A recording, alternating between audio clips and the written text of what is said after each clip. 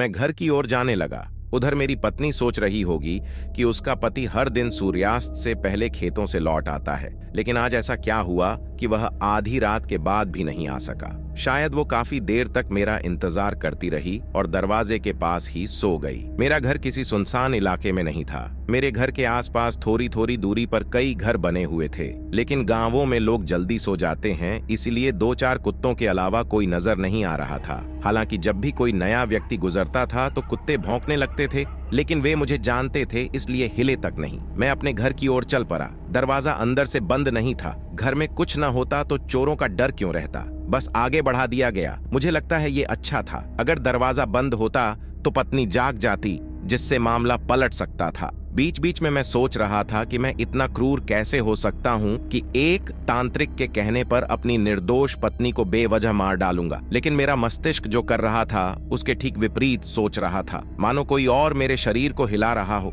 मैंने दरवाजे को अंदर धकेला तो देखा कि मेरी पत्नी वहां सो रही है। मेरा मन जोर से चिल्लाने को कर रहा था। मैं अपनी पत्नी पर चिल्लाना चाहता था, उसे जगाना चाहता था और उसे भाग जाने के लिए कहना चाहता था, लेकिन मैं कुछ नहीं कर सका। मैंने धीरे से चाकू और खोपड़ी को एक तरफ रख दिया। अब मेरे हाथ मेरी पत्नी का बड़ी सफाई से गला घोंट रहे थे। मेरी अभागी पत्नी को आंखें खोलने का भी अवसर न मिला। वह मुक्त होने के लिए संघर्ष करती रही, लेकिन केवल कुछ क्षणों के लिए, और फिर सब कुछ शांत हो गया। बाबू का मन बहुत अशांत हो गया, लेकिन शारीरिक रूप से वह वैसे ही शांत रहे। मैं अपने घर में थैला ढूंढने लगा जिसमें छुरा और खोपड़ी रख सकूं। मुझे थैला मिल गया। मैंने थैले में छुरा और खोपड़ी रखी, थैला कंधे पर लटका दिया। फिर धीरे से अपनी बीवी का शव उठाकर कंधे पर लिया और घर से बाहर आया।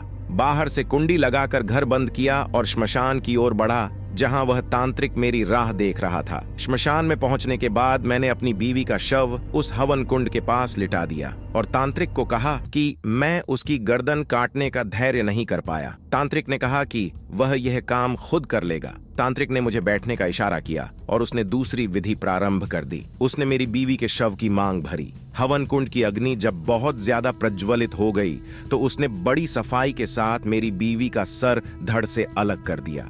खून की धारा बहने लगी, जो तांत्रिक ने पहले से ही नीचे पकड़े इंसानी खोपड़ी में गिर रही थी। क्योंकि उसे मरे ज्यादा देर नहीं हुई थी तो खून अभी भी गर्म था। जब खोपड़ी खून से पूरी भर गई तो तांत्रिक ने आधे से ज्यादा खून हवन कुंड में डाल दिया। थोड़ा खून जो बचा हुआ था वह उसे कुछ मंत्र बोलने के बाद घूंट घूंट कर पीने लगा। मैं बिल्कुल सुन्न हो गया। ऐसा अघोरी कृत्य मैंने कभी सपने में भी नहीं देखा था, जैसा मेरी नजरों के सामने घट रहा था। तांत्रिक ने खून पीने के बाद उसी छुरे से मेरी बीवी गले से नाभि तक एक चीरा लगाया और उसमें हाथ डालकर दिल, आंतें, गुर्दा आदि अंग निकाल निकाल कर उस अग्नि में डाल रहा था। साथ ही भयानक आवाज में मंत्रों के उच्चार भी कर रहा था। यह सब अगले 1 घंटे तक चलता रहा। जब मेरी बीवी के कपड़ों के अलावा कुछ नहीं बचा तब यह सब थम गया। अब श्मशान का सन्नाटा महसूस होने लगा था। कभी कभी छट-छट आवाजें करती हवन कुंड की लकड़ियों की आवाज के अलावा कोई हलचल नहीं हो रही थी। अग्नि पहले से ज्यादा धुधु कर जल रहा था। तभी घना कोहरा छाने लगा, लेकिन सिर्फ मेरे और तांत्रिक के आसपास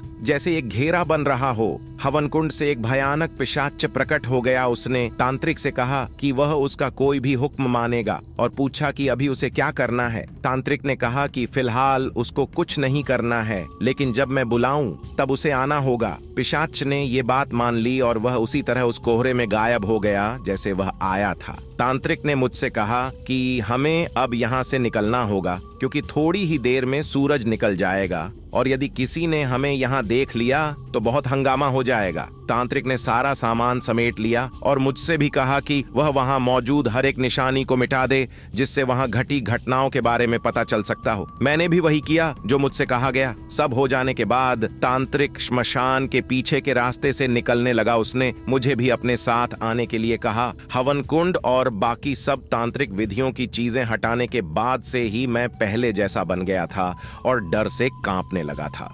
मुझे समझ में आ गया कि मेरे हाथ से कितना बड़ा गुनाह हुआ है। मैं तांत्रिक को पूछने लगा कि मेरे साथ उसने क्या किया था, लेकिन तांत्रिक ने जवाब दिया कि अगर मैं उसके साथ चलूं तो मुझे सब कुछ बता दिया जाएगा। वैसे भी अब वहां पर रहना मेरे लिए अच्छा नहीं होता। यही सोचकर मैं उसके साथ चल पड़ा। लगभग 4 दिन तक सफर करने के बाद हम दोनों रात को उस खंडहर में पहुंचे जहां वह तांत्रिक रहता था। मैंने वहां पर देखा तो वहां भी वैसी ही अघोरी चीजें दिखाई दी जैसे श्मशान में थी। फर्क यह था कि तब मैं उन सब का हिस्सा नहीं था, लेकिन अब ना चाहते हुए भी वह मेरी जिंदगी में दाखिल हो चुकी थी। यह मेरी भविष्य का हिस्सा बनने वाली थी।